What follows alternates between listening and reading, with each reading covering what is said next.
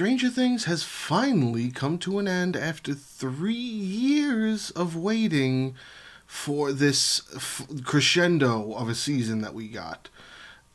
Eight complete episodes of what is hopefully living up to the expectations of many fans who have been invested for over 9 years at this point. We're talking about a show that started in 2016, and it's very crazy to think that there's only 5 seasons of this show with this long running span that it's been going for. And I've said this in some other entries, but it really is the show that kind of it's the pure Netflix show. It's really what put Netflix on the map as far as showing the world that it has the chops to create original content that is long lasting, entertaining, and extremely well done. Like, you can have your naysayers about Stranger Things, but Stranger Things is extremely well written. They put the money and the effort into all of the special effects and the storytelling. There is something very special about the series just for a lot of those factors. Although there are still, naysayers. And of course, we're at the end of its road, and there are still naysayers for it. And by all means, I'm not going to sit here and tell people that it's the greatest show in history. It's not for everybody. You have to be a person who's into sci-fi, who's into the way it tells its story, the way it progresses through all of its seasons. Even just being able to be on board for the long waits in between seasons is just really crazy. And it got a lot of fans frustrated, me included, but at the end of the road, it definitely was a season sort of worth waiting for. You do wish there could have been maybe something a little bit more, because it does feel kind of short, you know what I mean? But truthfully speaking, in terms of endings to series, I think it's up there as probably the best way you could end that series, and the best way I've seen a series end for a long time. There are some shows that just kind of end on notes that nobody likes at all, and it turns people against the shows and the showrunners. And even if it doesn't bring that kind of negativity that it now latches on to that film's history, there are still people that probably don't feel 100% satisfied by the ending of certain shows. And I feel satisfied with this ending. Now, what was really weird about what they decided to do was this 3-tier release schedule. This dropping 4 episodes on Thanksgiving, and then dropping 3 more on Christmas, and then the final episode on New Year's Eve. I don't get that. I don't 100% understand where that's coming from. Like, you might as well have just released it over the course of, like a normal show, like a once a week kind of premiere episode, like what a normal show used to be. Like, why this dancing around? I don't know, but maybe it's some kind of strategy they're doing. I haven't really looked into it. I just found it annoying. Like, either give it all to me, give it sporadically, but don't give me it in 3 different tiers. Even though the way they end each separate volume up to the ending, I do appreciate. Now, I didn't watch them in that format. I waited until the final episode came, and then I just binged it over the last couple of days. It's now January 5th. The last episode aired on December 31st. So I finally, this weekend, I sat down and I watched the whole thing with my wife, and we got through it in a couple of days, especially being that it was after the holiday, friends, family, all that good stuff. When we finally finished it, which was earlier tonight, I'm recording this at 11 o'clock on the 5th. It was an interesting journey to take, but I am really happy I waited, being that I tried to avoid as much as possible from anything anybody was talking about for the last 6 weeks. And I'm glad I did, because I was able to actually watch it consistently throughout its story and really see it for what it is. And there might be some little gripes here and there, but I do think the way they sort of end each character's kind of journey in the story, I'm okay with it. There are certain things that I wish would have definitely happened. Like, for example, I know this is probably going to sound a little cynical, but I wish more people died. You know what I mean? Like, so far, the only people that were dying was number 8, 11's sister, and her coming back fucking crazy that they brought that character, which I was on board with everybody else where they were like, this storyline makes absolutely no fucking sense. Like, what is this storyline, and how come they've never made it lead into anything, and here they finally gave it to us in this final season. I'm okay with that. It's definitely like they played the long game with that story, because they were catching a lot of heat for this random storyline of another 11 out there, and they didn't do anything with it. So when they finally did something with it in this season, I appreciated that, and I thought it definitely came full circle with at least what makes sense about these characters and everybody who's part of the experiments per se. But what it does lead me to is, again, I just feel like more people should have died. And I know that probably sounds horrible, but we're talking about like end of the world events here. You know what I mean? Like, we're talking about something that is such a world ending event. Like, they're trying to stop the wormhole from collapsing in on the rest of the world, and nobody dies. Like, no, there are no sacrifices. Everybody survives every attack, and I get it. It's supposed to be the good ending. Good triumphs over evil, all that jazz. But nobody, and again, like the sister, yeah, but not even the evil doctor. Like, they didn't even kill Dr. K. Like, she's the person that everybody wants dead. Like, why wouldn't you at least kill the one that's more than likely going to continue doing this? Like, nobody dies. That it could just be just this weird thing that I feel like you add more to it when you have stakes that actually mean something. And I feel like the stakes were there, but there's no consequences to them. Everybody surviving just means that there's no consequences to this massive event that's meant to bring about the end of the world, and everybody survives. You know what I'm saying? Like, there's something that is taken away from that, in my perspective, that I feel like it probably would have meant a little bit more if maybe one or two things didn't work out for a couple of characters. Who those characters were, I don't know. I actually didn't mind. Now, what I'm definitely going to do is I'm definitely going to write in the description of this video that I'm probably going to be spoiling a lot of things, because it is still fresh. Some people might have not seen it, so I don't want to 100% spoil it for anybody who has not seen it. So please stop watching if you don't want to be spoiled by anything. But the pseudo death of 11 is, in my perspective, the perfect ending for how to close off the story and make it where there is no possibility for anything else, and it really does it starts with 11, it ends with 11. You know what I mean? Like, that's how it should have been. Now, what I absolutely love that they did this like Inception style ending where it's just ambiguous and it leaves it up to your interpretation. And I sort of called it for a second, right before the actual when the exotic matter was exploding and everything was in a swirl and it looked like a tornado in the Upside Down.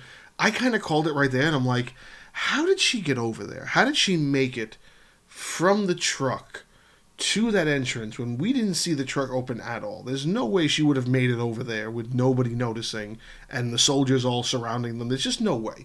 And when my brain said that, my brain started to try to figure out what could possibly be happening. So I originally thought the sister never really died. She's alive. She's been invisible the whole time and waiting for the time where she's needed. And the both of them survived, and then they went off to live happily ever after. But what instead it is that there's the insinuation that still sort of happened, except the sister sacrifices herself and dies, but then helps 11 escape and saves herself, and then goes on to live a happy life, finding herself home away from everybody so she can save them, because what happens is everybody sees her die, but she's not really dead. but that's not really proven to be anything. It's presented in a way of like, this is what Mike hope happens, and it could very much well be that that is the case, and there could be very much no sort of innuendo to lead off of that idea that it is 100% factual, like that is the actual fate of 11, is she did survive. But the cues to me aren't 100% good enough to really narrow down that that is 100% possibly what happened. So I like that ambiguity. I like the idea that it leaves it up to you as the viewer, as the person who is seeing the end to the story. You leave it up to interpretation for yourself to know whether or not that is real and she did survive, or you accept her fate and now she perished with the upside down. Truthfully, I want to believe that she perished. And I don't mean to say that negatively. I mean to say that in terms of good storytelling. Because for that story to end in a pattern that is acceptable, 11 does have to die. It has to be that she dies, because it is true. Everything they say during that season, it makes the most sense. She is one of several keys to why everything is happening to begin with. And the only way she stops them is she rids the ability for them to do it again. So her being alive leaves open the opportunity for all of that to happen once again. Now, maybe I'm wrong, and they actually is the ambiguity leans to the other side, where she is alive and she does survive, and maybe they left that door open in case they're just like, hey, you want to do a Stranger Things spinoff where Elle goes back to try to find Mike, and then maybe they try to go after her again, or they're redoing the experiments. Like, there could be any number of things. But I don't want to assume that that's why they did that, and that's why they wanted to leave it ambiguous. What I would have to say I appreciate the most, though, I like I've said it a few times, but there really is one big thing that I think this season finally did for the whole series, and it finally made sense to where everything starts. And I remember sitting through that last episode, the whole 2.5 hours, whatever it was, and just needing to stop every couple of minutes and try to explain it, not just to myself, but also to my wife, because we were trying to make it make sense. And when it finally clicked, I was like, oh, this is all kind of coming together with the idea of journeying further into Henry's mind and understanding that, yes, Henry is exactly what Elle is, but he's also a victim. He's not the ruler of all. Because that's the other thing. I don't believe any of these things, these names that they gave them, the Mind Flayer, the Demigorgon, Vecna, that's not their names. That's the names the kids gave them to make it make sense to them and to give themselves descriptions. And that's not really what they're called as far as what they are as creatures. If I'm not mistaken, again, we're talking about a show that's 9 years long and there's so many years between each individual season. I'd have to go back and double check that, but his name is Henry. They call his creature form Vecna, the thing he became when Elle pushed him into the Upside Down and he joined this other dimension. And then what this new season did was they finally made sense to Henry's character and where it all derives from. Henry is one. He is number one because he's the one that was infected by the stone that he found from the scientist in the cave. And that's when the Mind Flayer, or the creature or the being that is part of the other universe, the other dimension, he takes over Henry as a child because Henry is, as he put it, weak-minded. So because he's weak-minded, he takes him over and convinces him to do his bidding until the point where there is no return for Henry the human, who exists within the body of the creature he became, because he was mutated from that, and that's why you only see him as a human from flashbacks or from when they're inside his mind. So making it full circle and making you realize that, yeah, essentially Henry can be killed just like anybody else. He's not one of these creatures that needs he does have certain powers, but those powers can also be manipulated, and they also derive from this dimension where he is also a slave to. He is essentially what he tried to do to Will. it was done to him. And that's why he goes and he does it to these other kids, because they're weak-minded, and he can use them to do this big, the big scheme of it all, which is bring his dimension through the wormhole that is the Upside Down and clash it with Hawkins and put it on Earth. I thought that was just probably single-handedly the best version of that way to explain everything to the audience that I think possible, because it did it in increments. It showed you, hey, you're going into his memory. You start learning more pieces about his memory. You start seeing these memories. Oh, we're in this memory. He doesn't go into the cave. Why doesn't he go into the cave? Let's find out. Oh, we find another cave. Here he is, at like a 9-year-old, murdering a man who also tried to kill him and actually shot him.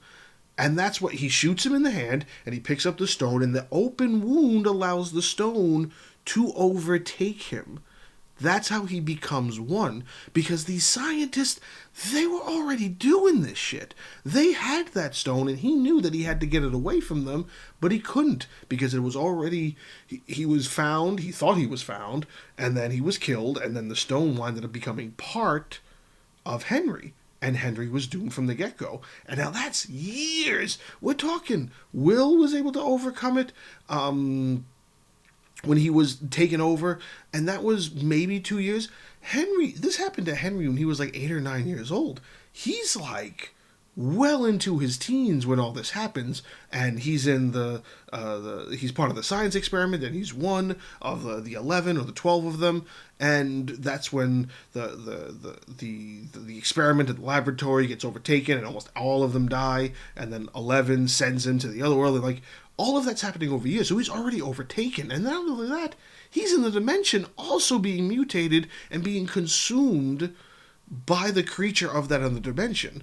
So Henry Vecna is essentially also a victim, but he's too far gone. It's like you want to feel bad for him, but again you don't, because he's done.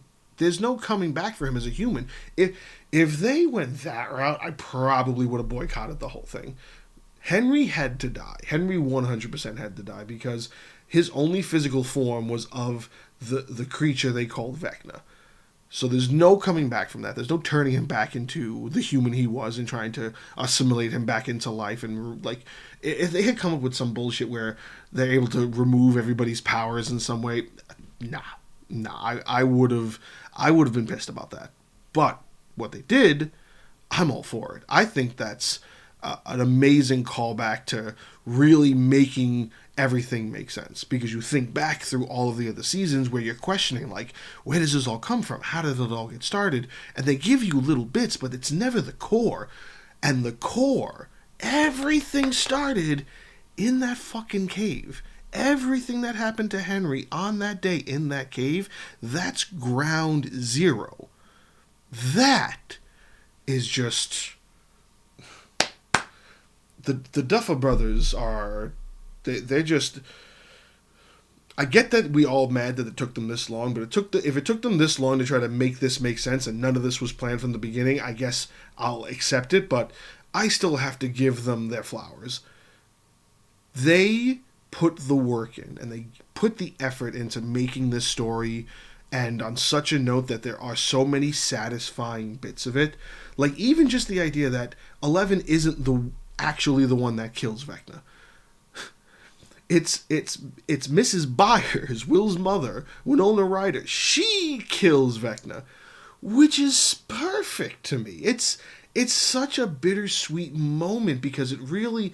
The story that we know of Stranger Things. So there's the story of what happens in the universe, of how everything is starting to... All of these characters we have, they're all consumed by these events that are happening. And it starts with Will being captured, which in turn basically drives her absolutely insane and starts the wheels rolling on everything we've experienced up to this point. So her being the one to put the axe to his head, mwah, chef's kiss. That's the chef's kiss. If it was just 11 that killed him, all right, fine, whatever. Even if it was Will that killed him, I would have accepted that, and I would have thought that was been perfect. Easy fucking ending. But Winona Ryder, Miss Byers, with the axe, bro. Yeah, baby. I'm all for that. I'm all for that. I really was trying to not make this too much of a spoilery entry when I wanted to talk about this, but I think it's just the idea that this is 9 years of like a lot of our lives. You know what I mean? Like it's 2026. I have no problem sharing this. I'm turning 39 this year. So when I turned 30, this show became a thing, which was 2026. No, it is 2020. It's 2016 when the show premiered. So when that show premiered, I was just turning 30 and I was experiencing this show for the first time, and I basically watched these kids grow up, just like everybody else did. It's just so weird to think that we're at the end of the road for this show, man. It took 3 years to finally get here, and it's sort of bittersweet, you know. It's any show that you make part of your life or part of your part of your daily routine, a part of what you decide to do. Like when you're able to relax at the end of the night or at the end of a day, or you have a weekend that you just want to veg out and just stay in your PJs, having a show like this where you can engulf yourself in is just something that always is able to stick with people. And there's a huge fan base for this, and I do hope they're all happy and they're all satisfied with it. I'm satisfied with this ending, and I think that it is hopefully going to be something that withstands any sort of criticism. And I also hope that it is officially the end. I do not want any sort of spin-offs. I want this to be a one-off. I want it to just be what it is, because anything else is just going to diminish the quality, or the, what's the right word? It'll take away from the integrity of what this show is and the well-roundedness that this show is to come to fruition and to be an ending. I said it earlier. It is 100% an ending that is worth it, and it is 100% an ending that is as, maybe not perfect, but it is worth the journey of getting here and not feeling like you shouldn't feel disappointment. And they do a tremendous job to make you feel like you're going to get the ending you deserve, and they're going to close out as many stories as possible. And when they close them out, you should be satisfied with it. I do hope anybody that has sat through it is satisfied. And if you're not, I would love to hear what those unsatisfactory feelings are, because my things are kind of nitpicky. I don't really think there's much. I do think this is the perfect finale to a show, or at least to this show. And in the realm of shows ending really poorly sometimes, it is really nice to see a show come to an end this way and it not feel like there's something missing. I don't feel something missing. I feel complete. I feel like this has been completed, and it feels almost like closing a good book. Some stories you're not going to fully agree with, but at least you could feel that nothing is missing. And I don't think anything's missing, but that could just be me.